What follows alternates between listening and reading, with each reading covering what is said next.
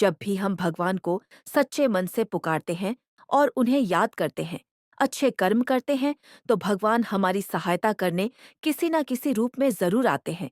तो आज हम आपके लिए बहुत ही रोचक कहानी लेकर आए हैं, जिसे सुनकर आपके भी रोंगटे खड़े हो जाएंगे। दोस्तों, एक बार की बात है, एक औरत अपने 2 साल के बेटे और अपने भाई के साथ एक गांव में रहती थी। उसके पति का देहांत हो गया था। इस कारण वह अपने बेटे के साथ अपने घर आ गई और अपने भाई के साथ खेत में काम करके गुजारा करने लगी। उसके बेटे का नाम शुक्रन था और उसका मामा उसको बहुत प्यार करता था। दोनों मामा भांजा एक दूसरे के साथ खेला करते थे। कुछ समय पश्चात उसका मामा काम की तलाश के लिए कहीं दूर चला गया और बहुत दिन बीत गए, लेकिन वह वापस नहीं आया। कुछ दिन शुक्र अपनी माँ से पूछता रहा कि मेरा मामा कब आएगा।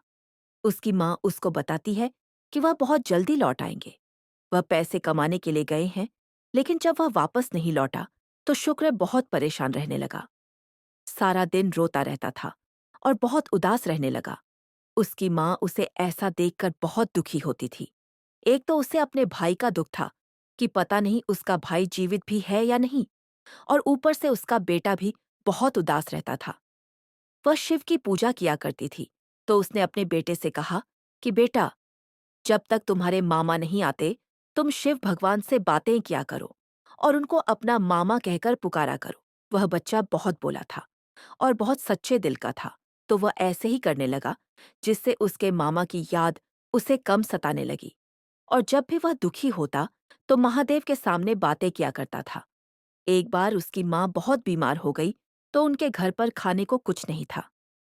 तो वह छोटा सा बालक भोजन की तलाश में दूसरे गांव की तरफ चला गया।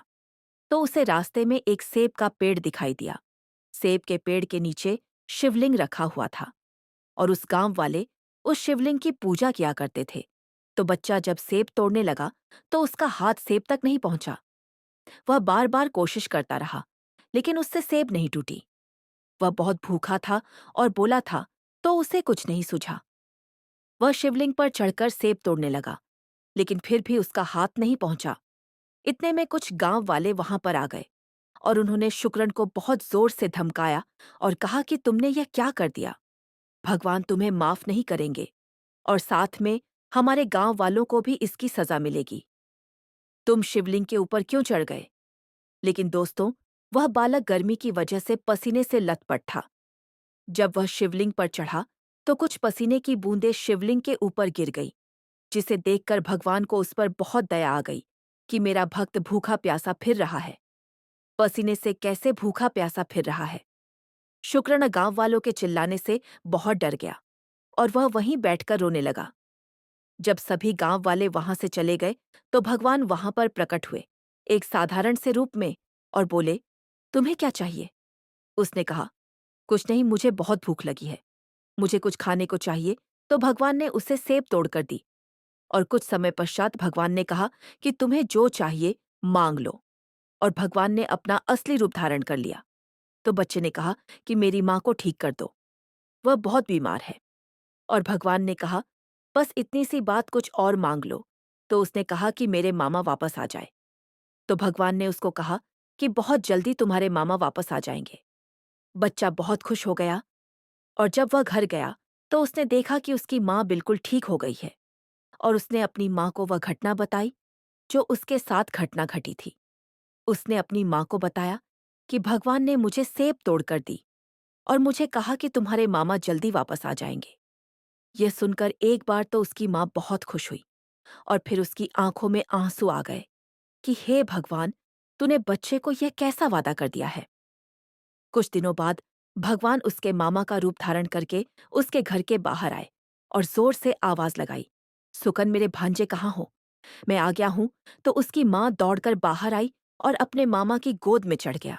उसकी माँ यह सब देखकर बहुत प्रसन्न हुई, लेकिन उसकी प्रसन्नता कुछ देर की ही थी।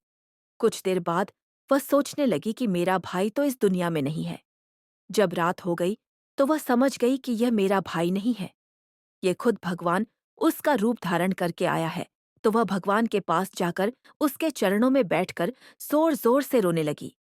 जब भगवान ने उसको देखा और कहा, तुम्हारा बेटा बहुत अच्छा है, मैं तुम्हारे बेटे के कोमल मन से बहुत प्रसन्न हूँ, तो मुझे आना ही पड़ा, नहीं तो मेरा किया हुआ वादा झूठ हो जाता।